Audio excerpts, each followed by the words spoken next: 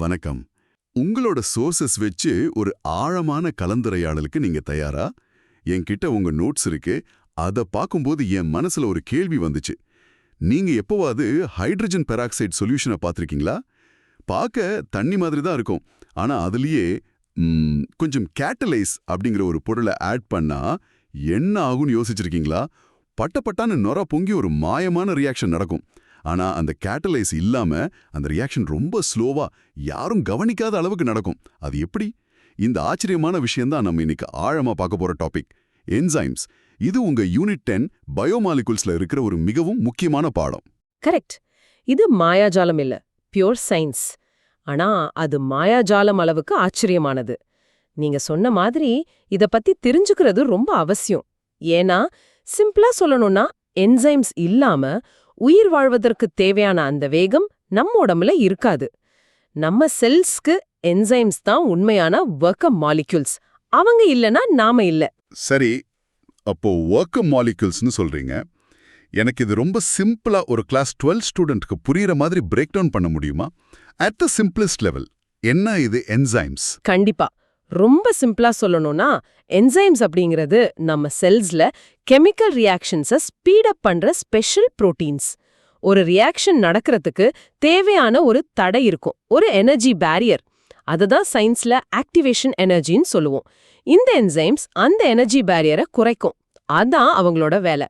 ஒரு energy பேரியரை குறையாருது. Okay, எனக்கு ஒரு கல்பனை வருது. நான் இப்போ ஒரு பெரிய மலை அடிவாரத்துல நிக்கிறேன். நான் அந்த மலையை ஏறி மறுபக்கம் போகணும். அந்த மலை தான் நீங்க சொல்ற ஆக்டிவேஷன் எனர்ஜி பேரியர். ரொம்ப உயரம், ரொம்ப கஷ்டம் இல்லையா? சரியான கல்பனை, அதுதான். ஆனா யாராவது வந்து அந்த மலைக்கு அடியில ஒரு டனல் போட்டு கொடுத்தா, ஒரு சுரங்கப்பாதை, நான் ஏறி இறங்காம நிறைய நேரம் செலவு பண்ணாம ஈஸியா வேகமா அந்த டனல் வழியா மறுபக்கம் போயிடுவேன். அப்போ அந்த டனல் தான் என்சைமா? Perfect analogy. அதுதான் 100% கரெக்ட். என்னோட ஸ்டார்டிங் பாயிண்ட் மாறல, என்னோட டெஸ்டினேஷனும் மாறல.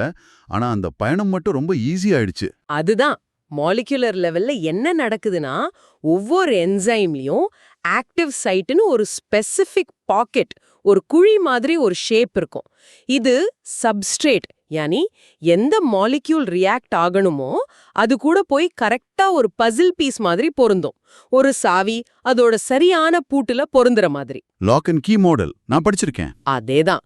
அந்த பைண்டிங் நடந்த உடனே அந்த என்சைம் அந்த சப்ஸ்ட்ரேட்டை கொஞ்சம் வளைச்சி நெளிச்சு ரியாக்ஷனுக்கு தேவையான கரெக்ட் பொசிஷன்ல வைக்கும். இதனால அந்த சப்ஸ்ட்ரேட்ல இருக்கிற பாண்ட்ஸை உடைக்கிறதோ இல்ல புது பாண்ட்ஸை உருவாக்குறதோ ரொம்ப சுலபமா ஆயிடும். ரியாக்ஷன் முடிஞ்சதும் வெளியே வர்றது தான் ப்ராடக்ட். ப்ராடக்ட் ரிலீஸ் ஆனதும் அந்த என்சைம் அடுத்த சைக்கிளுக்கு ரெடி ஆயிடும். ஆமா, அடுத்த சப்ஸ்ட்ரேட் கூட ரியாக்ட் பண்ண ரெடி ஆயிடும். அது மாறவே மாட்டாது. அதுதான் கேட்டலிஸ்ட்னு சொல்றோம். ரியாக்ஷன்ல பார்ட்டிசிபேட் பண்ணும், ஆனா கன்சியூம் ஆகாது. எக்ஸாக்ட்லி. சோ உங்க எக்ஸாம்க்கு தேவையான ஆங்கர் டெஃபினிஷனை இப்ப சொல்றேன், நோட் பண்ணிக்கோங்க. Enzymes are biological catalysts, usually proteins that speed up metabolic reactions by lowering the activation energy without being consumed in the reaction. They exhibit high substrate specificity. இப்போ இங்க ஒரு முக்கியமான கேள்வி வருது. ஸ்டூடெண்ட்ஸ் கிட்ட இருக்கிற ஒரு காமன் கன்ஃபியூஷன். என்சைம்ஸ் ரியாக்ஷனை ஸ்பீடப் பண்ணுதுன்னா அப்போ அந்த ரியாக்ஷனுக்கு தேவையான எனர்ஜியை கொடுக்குதான்னு கேட்பாங்க. அது சரியா? இல்ல, இது ரொம்ப முக்கியமான பாயிண்ட். ரொம்ப நல்ல கேள்வி கேட்டீங்க. ஞாபகம் வச்சுக்கோங்க, என்சைம்ஸ் ஆல்ரெடி நடக்க வேண்டிய ஸ்பான்டேனியஸான ரியாக்ஷனை ஸ்பீடப் பண்ணுமே தவிர அது புதுசா எனர்ஜியை கொடுக்காது. அது ரியாக்டன்ஸையோ ப்ராடக்ட்ஸையோ மாத்தாது. ஆமா, உங்க டனல் அனாலஜில டனல் எனக்கு பெட்ரோல் போட்டு விடாது, பயணத்தை ஈஸியாக்கும், அவ்வளவுதான். மலைய மட்டும்தான் குறைக்கும். Super clarity. அப்போ அந்த லாக் அண்ட் கீ அனாலஜில இருந்து எனக்கு இன்னொரு யோசனை வருது. ஒரு பூட்டுக்கு ஒரு சாவி தான். அப்போ ஒரு என்சைம்க்கு ஒரு சப்ஸ்ட்ரேட் தானே? இது ஒரு மாலிகுலர் மேட்ச் மேக்கர் மாதிரி வேலை செய்தா? Molecular match maker, that's a brilliant way to put it. Yes, நீங்க சொல்றது சரியான விஷயம். ஒரு ப்ரொஃபஷனல் மேட்ச் மேக்கருக்கு யார் யாரு கரெக்ட் ஜோடின்னு அறிய தெரியும். அவங்க அந்த ரெண்டு பேரையும், அதாவது சப்ஸ்ட்ரேட்ஸை ஒன்னா சேர்த்து கரெக்டா பொசிஷன் பண்ணி அவங்க பாண்டாக, யானி ரியாக்ட் ஆக ஹெல்ப் பண்ணுவாங்க. ஆமா. ஆனா அந்த மேட்ச் மேக்கர் அந்த ரிலேஷன்ஷிப்ல பார்ட்டிசிபேட் பண்றதில்ல. ஜஸ்ட் அந்த பாண்டிங்க்கு ஹெல்ப் பண்ணிட்டு அடுத்த ஜோடியை தேடி போய்க்குவாங்க. இது என்சைமோட ஸ்பெசிஃபிசிட்டியை புரிஞ்சுக்க ரொம்ப ஹெல்ப் பண்ணுது. இன்னொரு விதமா யோசிச்சா ஒரு காரோட கேட்டலிட்டிக் கன்வெர்ட்டர் மாதிரி. கார்ல இருந்து வர டாக்ஸிக் எக்ஸாஸ்ட் கேஸ அது ஹார்ம்லெஸ் ப்ராடக்ட்ஸா மாத்தும். ஆனா அந்த கன்வெர்ட்டர் அந்த ப்ராசஸ்ல யூஸ் ஆகாது, அது அப்படியே தான் இருக்கும். அதே மாதிரி தான் என்சைமும். சரி, இப்படிப்பட்ட ஒரு சிஸ்டம், இப்படி ஒரு கான்செப்ட் ஏன் நம்ம உடம்புக்கு தேவைப்படுது? ஏன் நேச்சர் இதை கிரியேட் பண்ணிருக்கு? இதுதான் கேள்விகள்லயே மிக நல்ல கேள்வி. அதை யோசிச்சு பாத்தீங்கன்னா நம்ம பாடி எவ்ளோ அதிசயமான ஒரு மஷின்னு புரியும். சிம்பிள் ஆன்சர், நம்ம பாடி டெம்பரேச்சர். நம்ம பாடி ஆவரேஜா 37 டிகிரி செல்சியஸ்ல இருக்கு. இந்த டெம்பரேச்சர்ல நம்ம உயிர் வாழ தேவையான ரியாக்ஷன்ஸ், ஃபார் எக்ஸாம்பிள் சாப்பாடு டைஜஸ்ட் ஆகுறது, இதெல்லாம் நடக்கும். ஆனா அது நடக்கிற வேகம் ஒரு ஆம போற வேகத்தை விட கம்மி, ரொம்ப ரொம்ப ஸ்லோ. அப்போ நாம சாப்பிட்ட ஒரே ஒரு இட்லி டைஜஸ்ட் ஆக கூட மாசக்கணக்குல ஆகுமா? சரியா சொன்னீங்க. மாசக்கணக்குல கூட ஆகலாம். ஒரு ரியாக்ஷனை வேகப்படுத்த கெமிஸ்ட்ரி லேப்ல என்ன பண்ணுவோம்? ஹீட் பண்ணுவோம். ஆனா நம்ம பாடிய ஒரு ஃபர்னஸ் மாதிரி ஹை டெம்பரேச்சர்ல வச்சுக்க முடியாது. நம்ம செல்ஸ் எல்லாம் கருகி போயிடும். அந்த பெரிய பிரச்சனைய சால்வ் பண்றது தான் என்சைம்ஸ். என்சைம்ஸ் இருக்கிறதுனால தான் மைல்ட் கண்டிஷன்ஸ்ல நார்மல் பாடி டெம்பரேச்சர்லயே நம்ம மெட்டபாலிசம் 1000 மடங்கு வேகமா நடக்குது. வாவ்! டைஜஷன்ல இருந்து டிஎன்ஏ ரெப்ளிகேஷன் வரைக்கும். எல்லாமே எல்லாமே என்சைம்ஸ்னால தான் சாத்தியம். ஓகே, எனக்கு இப்போ ஒரு மென்டல் பிக்சர் கிரியேட் பண்ணணும். ஏன்னா நீங்க சொல்றத வச்சு நம்ம உடம்பு ஒரு பிஸி சிட்டி மாதிரி இருக்கு. கரெக்ட். அப்படியே இமேஜின் பண்ணுங்க. Picture this. ஒரு பெரிய 5 ஸ்டார் ரெஸ்டாரண்ட் கிச்சன். ரொம்ப பெரிய கிச்சன். அங்க ஒவ்வொரு ஷெஃபுக்கும், யானி என்சைமுக்கும் ஒரு ஸ்பெசிஃபிக் ஸ்டேஷன் இருக்கும். Sushi chef, pastry chef, grill ஷெஃப்னு. ஒவ்வொரு ஷெஃபுக்கும் ஸ்பெசிஃபிக் இன்கிரீடியன்ஸ், யானி சப்ஸ்ட்ரேட்ஸ் மட்டும்தான் வரும். பெர்ஃபெக்ட். அதுதான் ஸ்பெசிஃபிசிட்டி. தொடர்ந்து சொல்லுங்க. சோ அந்த இன்கிரீடியன்ட் வருது, ஷெஃப் அதை எடுத்து வேகமா ப்ராசஸ் பண்ணி ஒரு ஃபினிஷ் டிஷ், ஒரு ப்ராடக்டா வெளியே அனுப்புறாங்க. அப்புறம் அந்த ஷெஃப் உடனே அடுத்த அதே இன்கிரீடியன்ட்க்கு ரெடி ஆகுறாங்க. ஒருவேளை அந்த பேஸ்ட்ரி ஷெஃப் அன்னைக்கு லீவ்னா அப்போ என்ன ஆகும்? அந்த பேஸ்ட்ரி செய்ய தேவையான இன்கிரீடியன்ஸ் எல்லாம் தேங்கி போயிடும். கிச்சன் பேக்கப் ஆயிடும். எக்ஸாக்ட்லி. நம்ம உடம்புலயும் அதே தான் நடக்கும். ஒரு ஸ்பெசிஃபிக் என்சைம் குறைஞ்சாலோ இல்ல வேலை செய்யலனாலோ அதை பொறுத்த ரியாக்ஷன் நடக்காம அதோட சப்ஸ்ட்ரேட் தேங்கிடும். அதனால வர பிரச்சனைகள் தான் நிறைய ஜெனடிக் டிசீசஸ்க்கு காரணம். நீங்க கிரியேட் பண்ண அந்த கிச்சன் சீன் தான் மெட்டபாலிசம். இந்த ஷெஃப் அனாலஜில இருந்து இன்னொன்னு தோணுது. ஒரு ஷெஃப்க்கு வேலை செய்ய சில டூல்ஸ் தேவைப்படும்ல, ஒரு நல்ல நைஃப் இல்ல ஒரு மிக்சிங் பவுல் மாதிரி. அதே மாதிரி என்சைம்ஸ்க்கு ஹெல்ப் பண்ண ஏதாவது அசிஸ்டன்ட் மாலிக்யூல்ஸ் இருக்கா? Excellent question. சரியா யோசிக்கிறீங்க. கண்டிப்பா இருக்கு. அதைத்தான் நாங்க கோஃபேக்டர்ஸ்னு சொல்லுவோம். சில என்சைம்ஸ் தனியா வேலை செய்ய முடியாது. அவங்க ஒரு இன்கம்ப்ளீட் புரோட்டீன், ஆப்போ என்சைம்னு சொல்லுவோம். அவங்களோட ஆக்டிவ் சைட் கரெக்டா ஃபங்க்ஷன் ஆக ஒரு நான் புரோட்டீன் ஹெல்பர் தேவை. For example zinc or iron மாதிரி மெட்டல் அயான்ஸ். இவங்க இல்லைனா அந்த ஷெஃப் கையில நைஃப் இல்லாம நிக்கிற மாதிரி. Okay, so cofactors are like the essential tools. Yes. இன்னொரு கேட்டகரி இருக்கு, கோ என்சைம்ஸ். இவங்க கொஞ்சம் டிஃப்ரெண்ட். இவங்க வைட்டமின்ஸ்ல இருந்து வருவாங்க. பி வைட்டமின்ஸ்ல இருந்து நிறைய வரும். இவங்க ரியாக்ஷன் நடக்கும்போது கெமிக்கல் குரூப்ஸை ஒரு சப்ஸ்ட்ரேட்ல இருந்து இன்னொன்றுக்கு ஒரு டாக்ஸி மாதிரி டிரான்ஸ்ஃபர் பண்ண ஹெல்ப் பண்ணுவாங்க. பேசிக்கலி அவங்க என்சைம்ஸோட சைட் கிக்ஸ். Mind blowing. சரி, இப்போ நம்ம கொஞ்சம் ரியல் வேர்ல்டு எக்ஸாம்பிள்ஸ்க்கு போவோமா? நாம பேசின அந்த ஹைட்ரஜன் பெராக்சைடு விஷயத்துக்கே வருவோம். லேப்ல அதை பார்க்கும்போது என்ன நடக்குது? நல்ல எக்ஸாம்பிள். நீங்க ஒரு டெஸ்ட் டியூப்ல ஹைட்ரஜன் பெராக்சைடு சொல்யூஷன் எடுத்துக்கிட்டு அதுலயே கொஞ்சம் கேட்டலைஸ் என்சைமை போட்டா உடனே நுர பொங்கி ஆக்சிஜன் கேஸ் ரிலீஸ் ஆகும். நீங்க இன்னும் கொஞ்சம் ஹைட்ரஜன் பெராக்சைடு ஆட் பண்ணாலும் அந்த என்சைம் திரும்ப திரும்ப ரியாக்ட் பண்ணிட்டே இருக்கும். ஆனா அந்த என்சைமை நாங்க யூஸ் பண்றதுக்கு முன்னாடி நல்லா கொதிக்க வச்ச தண்ணியில போட்டு எடுத்தோம்னா அப்போ ஒண்ணுமே நடக்காது. ஏன்னா நீங்க அந்த என்சைமை டீநேச்சர் பண்ணிட்டீங்க. டீநேச்சுரேஷன். ஆமா, டீநேச்சுரேஷன். ஹீட் அந்த என்சைமோட டெலிகேட் 3D ஸ்ட்ரக்சரை, அந்த புரோட்டீனோட மடிப்புகளை கலைச்சிடும். அதோட ஆக்டிவ் சைட்டோட ஷேப் மாறிடும். அப்புறம் அதனால அதோட சப்ஸ்ட்ரேட் கூட பைண்ட் பண்ண முடியாது. பூட்டோட ஷேப்பை மாத்திட்டா சாவி எப்படி பொருந்தும்? இதுக்கு வேற ஏதாவது எக்ஸாம்பிள் இருக்கா? எனக்கு டீநேச்சுரேஷன் அப்படிங்கிற வார்த்தை எப்பவும் மனசுல நிக்கிற மாதிரி. கண்டிப்பா இருக்கும்.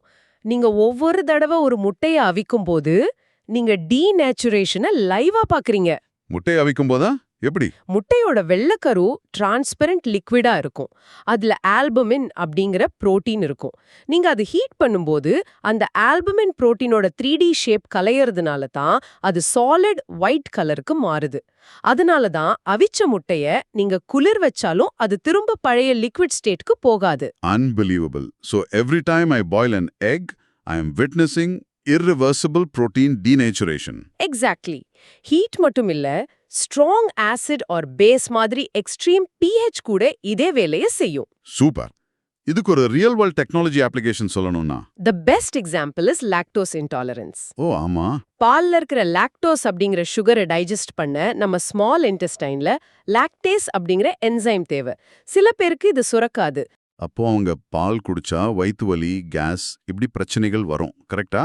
கரெக்ட். அவங்களுக்கு மார்க்கெட்ல கிடைக்கிற லாக்டேஸ் சப்ளிமெண்ட்ஸை கொடுப்பாங்க.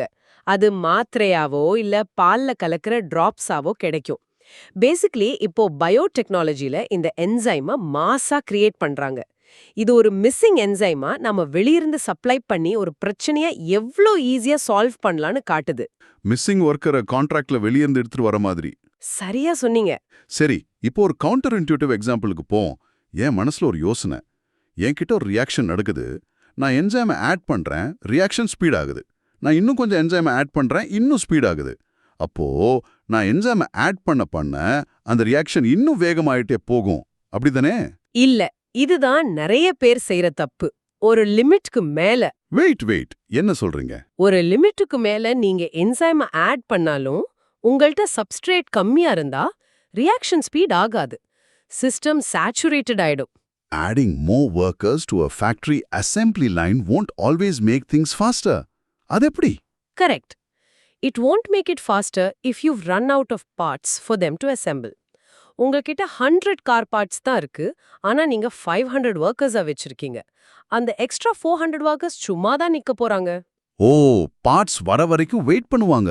ஆமா, அதுதான் என்சைம் சேச்சுரேஷன். எல்லா என்சைமோட ஆக்டிவ் சைட்ஸும் ஆகிற அளவுக்கு சப்ஸ்ட்ரேட் இல்ல. இதோட மேத்ஸ் எக்ஸ்பிளைன் பண்றது தான் Michaelis Menten kinetics. Basically it's a speed limit for enzymes. Superb. Highway traffic jam இப்போ ரொம்ப கிளியரா புரியுது. சரி, நம்ம நிறைய விஷயம் பேசிட்டோம். Let's make sure we have the most important exam safe definitions crystal clear. Good idea. Point 1 ஞாபகம் வச்சுக்கோங்க. An enzyme is a biological catalyst. இது ரொம்ப முக்கியம், ஏன்னா அது ரியாக்ஷன்ல யூஸ் ஆகாம அதை ஸ்பீட் அப் பண்ணோன்னு அர்த்தம். Point 2. The active site. அப்போ எக்ஸாம்க்கு the active site is that specific binding spot and its shape is everything. Correct? சரியா சொன்னீங்க. அந்த ஷேப் தான் ஸ்பெசிஃபிசிட்டிக்கு காரணம். இது பாயிண்ட் 3. Substrate specificity. ஒவ்வொரு என்சைமும் ஒரு ஸ்பெசிஃபிக் சப்ஸ்ட்ரேட் கூட மட்டும்தான் ரியாக்ட் ஆகும். ஒரு பூட்டுக்கு ஒரு சாவி மாதிரி. Point 4. நம்ம முட்டை எக்ஸாம்பிள்ல பார்த்தோம் டீநேச்சுரேஷன். அப்போ டீநேச்சுரேஷன்னா ஹீட் ஆர் pHனால என்சைமோட 3D ஷேப் கலையறது. இது என்சைமோட ஃபங்க்ஷனை அழிச்சிடும். ஆனா ரொம்ப முக்கியமா இது பெப்டைட் பாண்ட்ஸை உடைக்காது. சரியா? Absolutely correct. அந்த டிஸ்டிங்ஷன் ரொம்ப முக்கியம். டீநேச்சுரேஷன் அந்த புரோட்டீன் செயினை அறவாது, ஜஸ்ட் அந்த மடிப்புகளை தான் கலக்குது.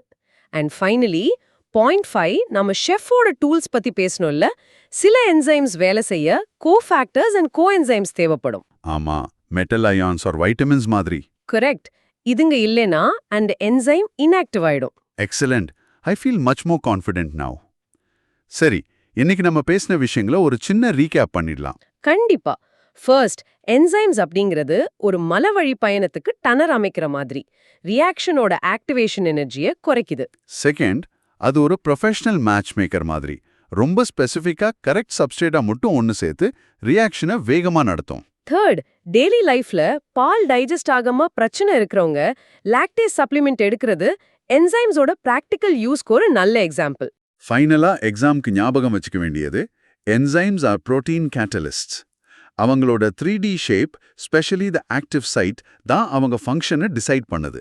அந்த ஷேப் ஹீட் ஆர் pHனால மாறினா அது டீநேச்சுரேஷன். பெஸ்ட் எக்ஸாம்பிள் அவிச்ச முட்டை. Perfect summary. ரொம்ப நல்ல கலந்துரையாடல். இன்னைக்கு என்சைம்ஸ் எப்படி நம்ம செல்ஸ்ல ஒவ்வொரு வினாடியும் ஆயிரக்கணக்கான ரியாக்ஷன்ஸை சாத்தியமாக்குதுன்னு பார்த்தோம். கரெக்ட். நாம வேற ஒரு டிஸ்கஷன்ல ட்ரக்ஸ் பத்தி பேசும்போது நிறைய ட்ரக்ஸ் எப்படி அந்த என்சைமோட ஆக்டிவ் சைட்டை பிளாக் பண்ணி அதை இன்ஹிபிட் பண்ணுதுன்னு பார்ப்போம். சோ உங்களுக்கு ஒரு சின்ன யோசனை.